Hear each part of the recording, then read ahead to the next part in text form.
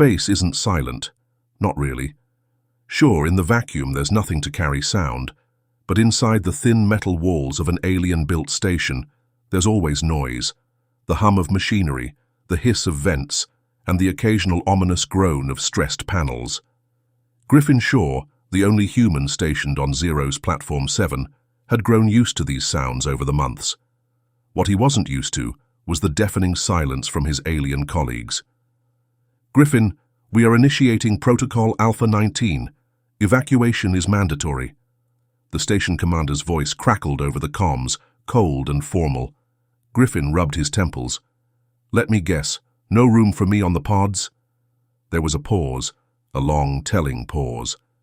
Then, "You understand the risks inherent to maintaining personnel during an event of this magnitude.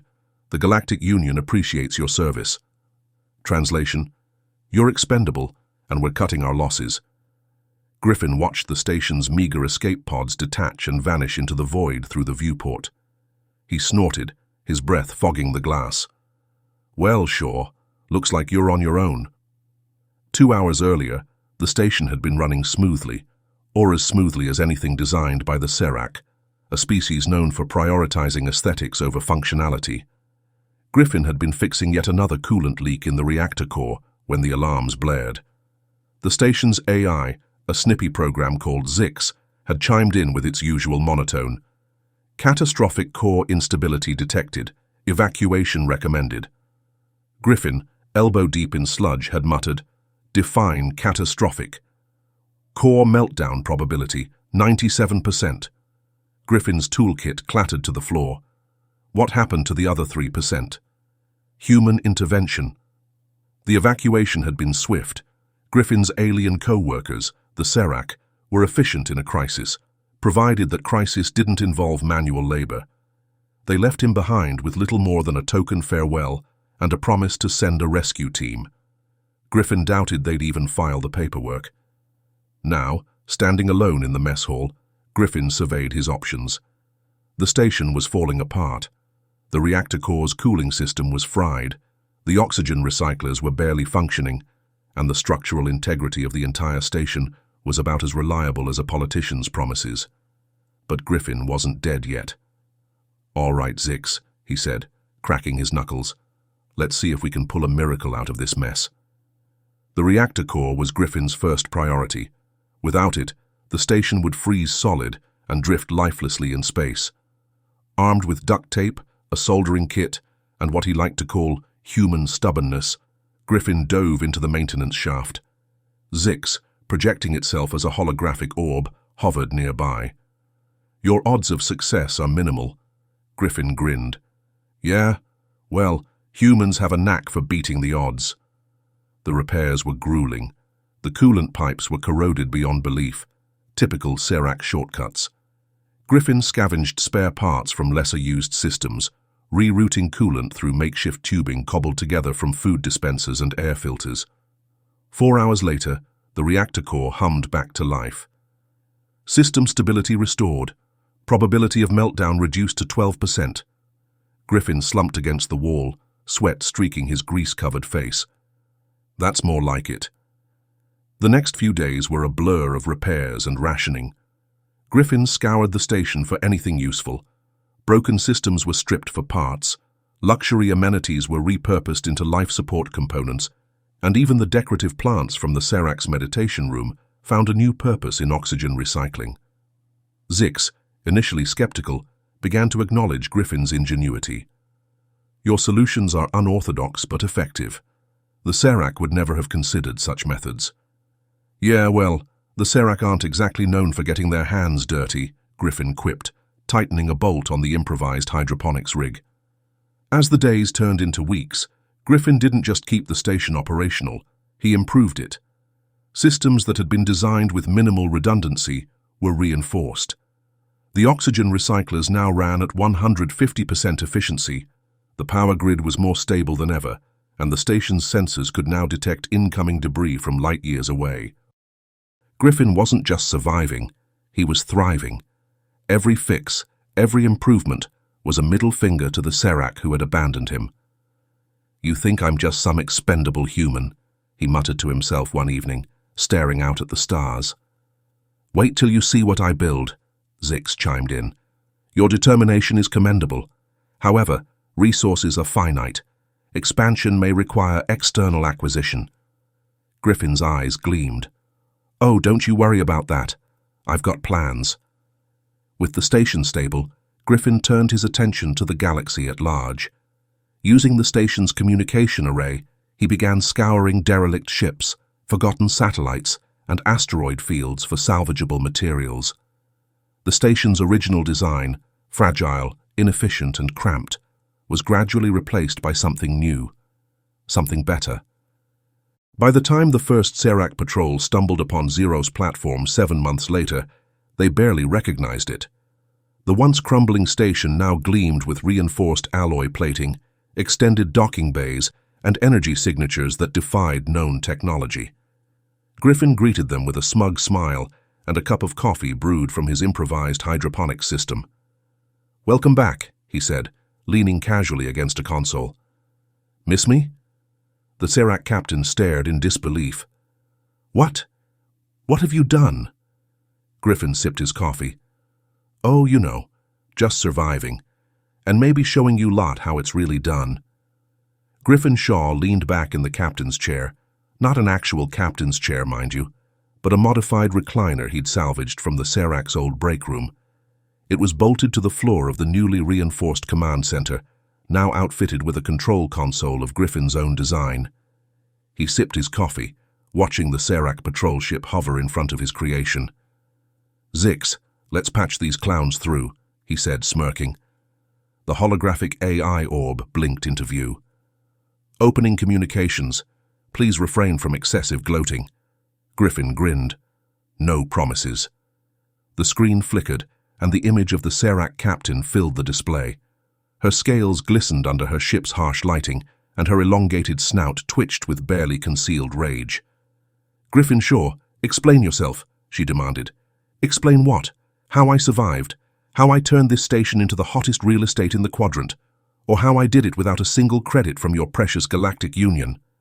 Griffin spread his arms wide, gesturing at the expanse of reinforced alloy and shimmering energy fields behind him. This is impossible," the captain spluttered. "The resources required—" "Ah, yes," Griffin interrupted. "The finite resources problem. Turns out you'd be amazed at what's floating around out there, just waiting for someone with a little imagination." Griffin's scavenging expeditions had started small. Using a patched-up drone fleet and some clever reprogramming, he'd sent them scouring nearby sectors for derelict ships, abandoned satellites, and asteroid fields rich in minerals. He quickly discovered that most galactic species had a habit of discarding technology they deemed obsolete. For Griffin, this was like striking gold. "Zix," he'd said one day, holding up a fragment of alien circuitry. "What's this?" "Analyzing. A discarded energy regulator from a Tserak cruiser. Functionality, obsolete." Griffin smirked. "Obsolete, huh? Let's see about that." A few tweaks and some human ingenuity later, the obsolete regulator became a key component in his station's new power grid. Over time, the scavenging operations grew more ambitious. Using the station's upgraded long-range sensors, Griffin identified larger targets: ships lost in asteroid belts, ancient stations abandoned after power failures, and even a small moon riddled with rare minerals. "Griffin, you have received another complaint from the Tserak Commerce Authority," Zix reported one day. Griffin snorted. "Let me guess, they're mad I salvaged their sacred relics." "Correct. They have also accused you of endangering navigational safety by creating anomalous gravitational fields." Griffin shrugged. "Not my fault they can't handle a little creative terraforming." Of course, such brilliance attracted attention. The Tserak weren't the only ones interested in Griffin's activities. One day, the station's sensors detected an incoming fleet of pirate ships.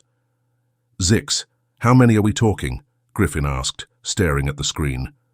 12 vessels. Armaments, moderate. Shields, substandard. Threat level, significant." Griffin leaned back, cracking his knuckles. "Let's see how they like human hospitality." Using a mix of scavenged drone tech and his own modifications, Griffin had developed a network of automated defense turrets. As the pirate fleet closed in, the turrets sprang to life, launching precision strikes that disabled the ship's engines and weapon systems without destroying the vessels outright. "Incoming transmission from pirate leader," Zix announced. Griffin raised an eyebrow. "Put it through." The pirate captain's face appeared on the screen, a snarling insectoid with too many eyes. "Human, you dare attack us?" Griffin shrugged. "You came to my station. Seems fair to me." "This is an act of war." "Nah," Griffin said, sipping his coffee. "This is an eviction notice. Now scram before I start charging rent." The pirates retreated, their ships limping back into the void. Griffin smirked. That'll teach 'em. As the months rolled on, Griffin's station became more than just a marvel of engineering. It became a symbol, a testament to human resilience and ingenuity. Struggling traders sought refuge in its docking bays. Researchers from distant worlds came to study its technology. Even Galactic Union officials, begrudgingly, began to acknowledge Griffin's achievements. And through it all, Griffin kept building, expanding the station piece by piece. He wasn't just surviving, he was thriving, turning a death sentence into the galaxy's greatest triumph. The Tserak Council convened in hushed urgency as reports flooded in. Xeros Platform-7 was no longer a backwater station. It was a beacon of innovation and independence.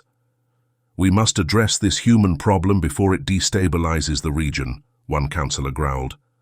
Another councillor, older and wiser, sighed. "It may be too late for that. The galaxy is watching, and they're rooting for him." Griffin Shaw stepped back from the control console, wiping grease off his hands. The station was officially unrecognizable now, even to him. Once a crumbling relic abandoned by the Tserak, Xeros Platform-7 had grown into something extraordinary. Word of Xeros Platform-7's transformation had spread far and wide, attracting attention from all corners of the galaxy. Traders, scientists, and diplomats came to see the station for themselves, but none were as unexpected as the Vorlak envoy. The Vorlak were one of the most advanced species in the galaxy, their technology leagues ahead of even the Tserak. The Vorlak envoy emerged, a towering figure draped in shimmering robes, their elongated face inscrutable. They carried themselves with an air of quiet superiority, their gaze sweeping over the station's interior. "This is your creation?" the envoy asked, their voice smooth and melodic. Griffin crossed his arms. "Yep, all me. Well, me and Zix." "Impressive." For a human, Griffin chuckled. "Yeah, I get that a lot. So, what brings you here? Trade, diplomacy, or just here to gawk?" The envoy ignored the jab, their gaze lingering on the glowing power core visible through a reinforced viewport. "Your reactor, it is unlike anything we have seen, a hybrid of Tserak, Halthorian, and something else." Griffin shrugged. "Let's call it human flair." The Vorlak envoy wasn't the only one taking notice. Back on the Tserak homeworld, the Galactic Council was growing increasingly agitated. "This human is a threat to galactic stability," one councillor exclaimed, slamming a clawed hand on the table. "He operates without oversight, scavenges our technology, and flaunts our regulations." Another councillor, more measured, leaned forward. "And yet, his station has become a hub of commerce and innovation. We cannot deny its impact." The debate raged for hours, but one thing became clear. Xeros Platform-7 was too significant to ignore. The Tserak were the first to attempt a diplomatic approach. Griffin greeted them at the airlock, his expression neutral. "Let me guess, you're here to negotiate." The lead emissary, a wiry Tserak with shimmering green scales, bowed slightly. "We come to discuss terms, yes. Your activities have caused considerable disruption in this sector." "Disruption?" Griffin echoed, his tone dripping with sarcasm. "Funny, I thought I was the one fixing your mess." The emissary stiffened. "We appreciate your contributions. However, it is imperative that you bring your operations under Galactic Union oversight." Griffin smirked. "And let you lot take credit for everything I've built?" "Yeah, no thanks." "Mr. Shaw," This is not a request. Griffin's smile didn't falter. Neither is my answer. Now, if you'll excuse me, I've got a station to run. The Tserak delegation left in frustration, their threats of consequences echoing hollowly in the docking bay. Later, Griffin stood on the observation deck, watching the Tserak ship vanish into the void. Zix hovered nearby, its tone uncharacteristically somber. "You are making powerful enemies, Griffin." He shrugged. "What else is new?" "The Galactic Council will not sit idly by. They may attempt to seize the station by force." Griffin turned, his expression hard. "Let them try. This station isn't just metal and wires, it's a symbol, a reminder that humans don't just survive, we thrive. And no one, not the Tserak, not the Council, is going to take that away." "Zix," Griffin said as he activated the system, "let's make this place a fortress." Fortress designation acknowledged. Defense protocols operational. Griffin stepped back, admiring his work. The station now bristled with subtle defenses, its peaceful exterior hiding a technological marvel that could rival any warship. The Tserak weren't bluffing. A month later, a fleet of Galactic Union ships appeared on the station's sensors, their weapons hot and their intentions clear. "Zix, how many?" Griffin asked, his tone calm. 24 vessels. Armaments include ion cannons, plasma turrets, and missile arrays. Threat level, extreme." Griffin smiled faintly. "Let's see how they handle a human-made miracle." As the fleet approached, the station's defenses activated seamlessly. Shields shimmered to life, drones swarmed into position, and graviton emitters began calibrating. The Galactic Union commander opened a channel. "Griffin Shaw, this is your final warning. Surrender the station or face the consequences." Griffin's response was as defiant as ever. "Come and get it." As the Galactic Union ships moved into formation, Griffin stood at the center of his command deck, unshaken. The station wasn't just his creation, it was his legacy, and he was ready to defend it, no matter the cost. The Galactic Union fleet moved in like a swarm of locusts, sleek warships bristling with weaponry and brimming with overconfidence. Griffin Shaw stood at the center of his command deck, arms crossed, staring down the incoming armada through the viewport. "Zix, status?" he asked, his voice steady. "All systems operational. Defensive measures at 100% readiness. Incoming hostile vessels." 24. Griffin nodded. "Let's remind them what happens when they underestimate a human." The lead Union vessel opened fire, launching a volley of plasma bolts toward the station. The energy rounds collided with Griffin's adaptive shielding, which shimmered and absorbed the attack without so much as a flicker. "Shields recalibrating. Plasma weaponry neutralized," Zix reported. Griffin grinned. "Let's return the favor. Activate graviton emitters. Give them a little nudge." The station's graviton emitters fired, invisible waves of force slamming into the attacking ships. The lead vessel lurched sideways, narrowly avoiding a collision with its neighbor. Chaos rippled through the fleet as captains scrambled to regain control. "Zix, broadcast on all channels," Griffin said, stepping forward. "Let's have a chat." The AI complied, and Griffin's voice echoed across the fleet's communication systems. "This is Griffin Shaw, commander of Xeros Platform-7. You're trespassing on my station. Leave now, or I'll start charging you for the entertainment." The Union fleet wasn't backing down. More ships unleashed their weapons, ion cannons, missile salvos, and kinetic projectiles, all aimed at the station. Griffin watched calmly as his defenses adapted to each new attack. "Zix, how's our surplus energy looking?" he asked. "Power grid stability at 92%.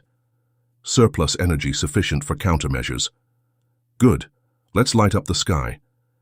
Griffin activated the station's drone swarm. Hundreds of small, agile drones poured from hidden bays, weaving through the attacking ships like a school of fish. Each drone was equipped with EMP bursts, targeting and disabling the enemy's weapon systems with surgical precision. The Union fleet faltered. Ships went dark, their weapon arrays offline. Captains barked orders, but it was clear they hadn't prepared for this level of resistance. In the midst of the chaos, a Union command ship sent a transmission to the station. The face of Commander Varric, a grizzled veteran with reptilian features, appeared on Griffin's screen. "Griffin Shaw, you've proven your point," Varric said, his tone grudgingly respectful. "But this standoff cannot continue. Surrender the station, and you'll be treated fairly." Griffin raised an eyebrow. "Fairly? You mean like the Tserak treated me when they abandoned me here to die?" Varric's expression tightened. "That was an unfortunate decision. But this is bigger than you. The station's technology poses a threat to galactic stability." Griffin leaned closer to the screen, his eyes blazing. "Stability? You call abandoning innovation stability? You call stifling progress stability?" "No, Commander. This station isn't a threat. It's a new beginning. And if you can't see that, you're on the wrong side of history." Varric hesitated, clearly weighing his options. Before he could respond, another voice cut into the transmission. "This is Captain Rahl of the Vorlak science vessel, Takar." The Vorlak envoy, who had visited weeks earlier, now appeared on the shared channel. "The Galactic Union has no right to claim Xeros Platform-7. Its achievements are a testament to ingenuity and perseverance, values we should embrace, not suppress." One by one, other ships began joining the transmission. Independent traders, researchers, and even rogue captains all voiced their support for Griffin. "This station saved my crew after a solar flare stranded us," one trader exclaimed. "Griffin Shaw shared his oxygen recyclers with us when the Tserak ignored our distress signal," another added. The tide was turning, and Griffin knew it. The Galactic Union's fleet now found itself facing not just a station, but the collective will of countless individuals who believed in what it represented. Despite the overwhelming support for Griffin, the Union fleet wasn't retreating. Commander Varric's voice returned, cold and determined. "We cannot back down. Prepare for full assault." Griffin sighed. "Zix, bring the graviton emitters to maximum output. Time to make a statement." "Acknowledged. Emitters charging." The station's graviton emitters unleashed a massive pulse, not as a weapon, but as a display of power. The wave rippled through space, pushing the Union ships back without damaging them. It was a clear message. We could destroy you if we wanted to. "Now," Griffin said, his voice echoing with authority, "get off my lawn." The Union fleet hesitated, then began to pull back. One by one, the ships retreated into the void, leaving Xeros Platform-7 victorious. As the last Union ship disappeared from the sensors, a cheer erupted from the station's occupants. Griffin stood in the command deck, gazing out at the stars, his expression a mix of pride and exhaustion. "Zix," he said, "let's open the docking bays. I have a feeling we're about to get a lot of visitors." "Affirmative. Incoming traffic already detected." Over the following weeks, Xeros Platform-7 became more than just a station. It became a symbol of hope. Scientists came to collaborate, traders brought rare goods, and even Galactic Union officials quietly acknowledged the station's independence. Griffin Shaw, the man they had left to die, had built something greater than anyone could have imagined. And as he stood on the observation deck, watching the bustling activity of his creation, he allowed himself a rare moment of reflection. "Not bad for a Deathworlder," he muttered, a small smile playing on his lips. Years later, Xeros Platform-7 was hailed as one of the greatest engineering marvels in galactic history. Griffin Shaw's name became synonymous with resilience and innovation, a legend among both humans and aliens alike. And through it all, the station stood as a testament to one simple truth. Humans don't just survive, they thrive.